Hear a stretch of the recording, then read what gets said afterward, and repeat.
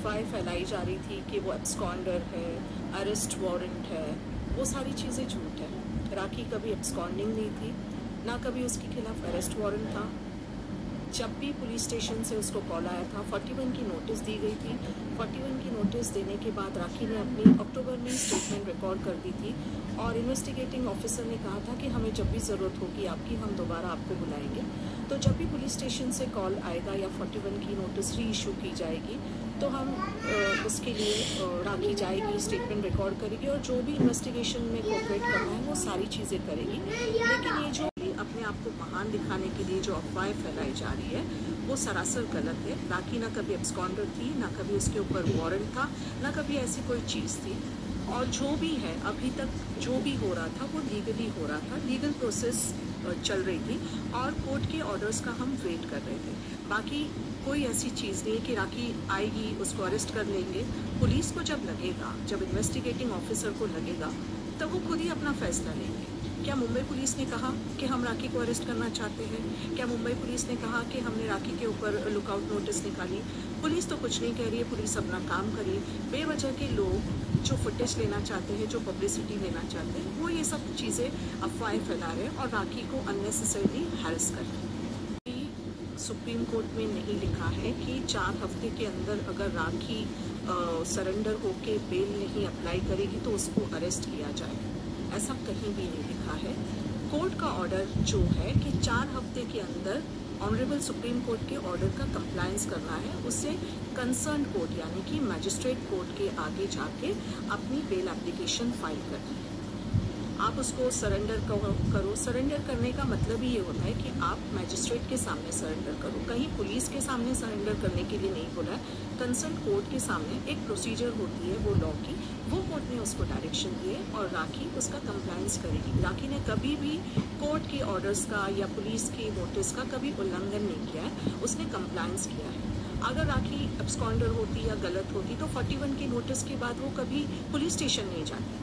जब उसको बोला गया है और वो दुबई में अपने काम से भागी नहीं थी, वो हम अभी प्रोसेस में, क्योंकि राखी ने दिल्ली के भी कुछ लॉयर्स को इन्वॉल्व किया, क्योंकि सुप्रीम कोर्ट में वो देख रहे थे, तो दिल्ली से भी लॉयर्स आने वाले हैं और सारी चीज़ें हो रही है। तो हम लीगली जो भी राखी के लिए करना है, प्रोसीडिंग्स करनी है, जो भी लीगली स्टेप्स लेनी है, वो जब वक्त आएगा सही वक्त पे हम सही समय पे सारा कुछ करेंगे। कोर्ट की कोई भी ऑर्डर्स का या डायरेक्शंस का उल्लंघन किसी भी तरह से नहीं होगा। राखी तब से लेके सुप्रीम कोर्ट जाने तक मुझसे एडवाइस ली थी। मेरे से एज अ फ्रेंड या एज अ लॉयर जो भी मैं मदद कर सकती थी राखी को जो भी गाइडेंस, बीच में राखी को एंटिसिपेटरी बेल कब की होती, लेकिन कुछ प्रोफेशनल लोग ऐसे हैं जो अपने मॉरल एथिक्स को और प्रोफेशनल एथिक्स को फॉलो नहीं करते हैं। आप अपने स्वार्थ के लिए अपने क्लाइंट का नुकसान करते हैं, तो कुछ चीज़ें उसके साथ ऐसी हुई।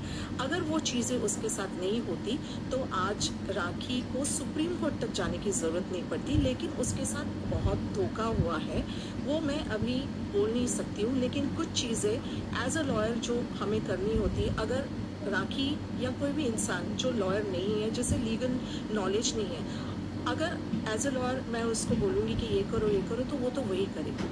अपना फ़र्ज़ बनता है एज अ लॉयर अपने क्लाइंट को सही सलाह देना और उसको सही चीज़ों को ले जाना। आप अपने क्लाइंट के साथ गलत नहीं कर सकते हो। कुछ चीज़ें उसके साथ हुई है पहले, क्योंकि बीच में मैं नहीं थी उसके साथ, मेरी पर्सनल रीजंस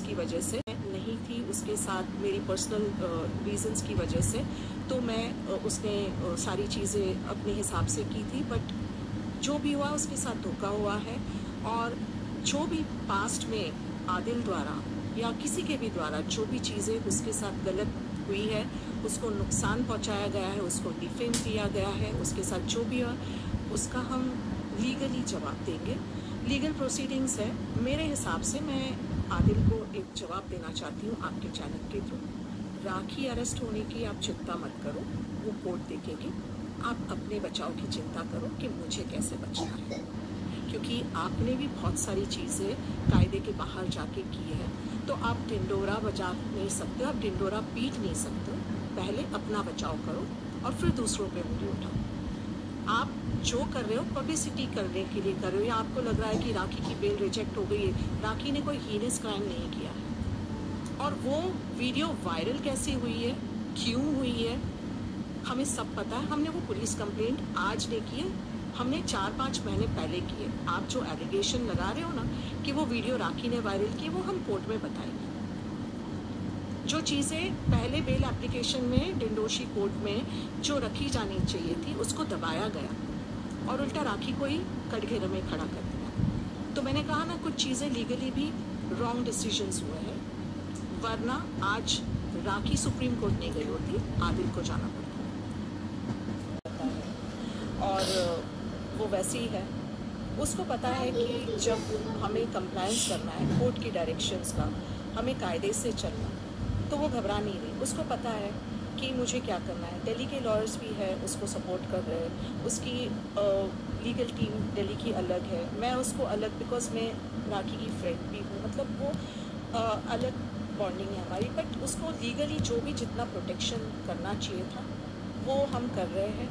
और राखी कोर्ट में जाएगी, जो भी कोर्ट के डायरेक्शंस है उसको फॉलो करेगी, और वक्त आने पे आपको सारी चीज़ें पता भी चलेगी। लेकिन आदिल को मैं ये जवाब दूंगी कि खुशी मनाना बंद करो, क्योंकि आपने भी बहुत सारी चीज़ें जो लीगली नहीं करनी चाहिए थी आपने की है। तो आप अपना बचाव करने की तैयारी करो, ना कि राखी को जेल भेजना। राखी को जेल भेजना नहीं भेजना वो कोर्ट डिसाइड करेगा। Please know Supreme Court. चीज़ें मैं ये बताना चाहूँगी कि एक्चुअल चीज़ें जब बाहर निकलेगी ना, तो बहुत सारे लोग जेल जाएंगे। वीडियो कैसे वायरल हुआ, कैसे हुआ, देखो कोई भी तो इतना बेवकूफ़ नहीं है ना। आईटी हमारा साइबर क्राइम जो है, साइबर क्राइम सेल है, मुंबई पुलिस तो बेवकूफ़ नहीं है ना। वो अगर जिस वक्त हम, क्योंकि राखी दुबई में थी इसलिए हम लोग कुछ नहीं कर पा रहे थे, लेकिन जब अब चीज़ों की तहकीकात होगी, इन्वेस्टिगेशन होगा, तो साइबर क्राइम और आईटी चीज़ें ऐसी होती है ना कि आप जड़ तक पहुँच जाओगे, और हम पहुँचेंगे और बहुत जल्दी पता चलेगा वो वीडियो वायरल किसने और क्यों की थी।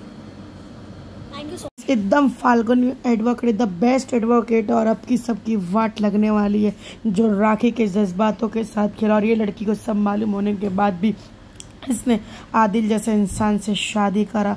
जैसे कि राशिरी मौर्य भी बहुत मिली हुई थी, लेकिन ये भी अपनी राखी की और आदिल की ज़िंदगी से दूर होकर अलग हो गए।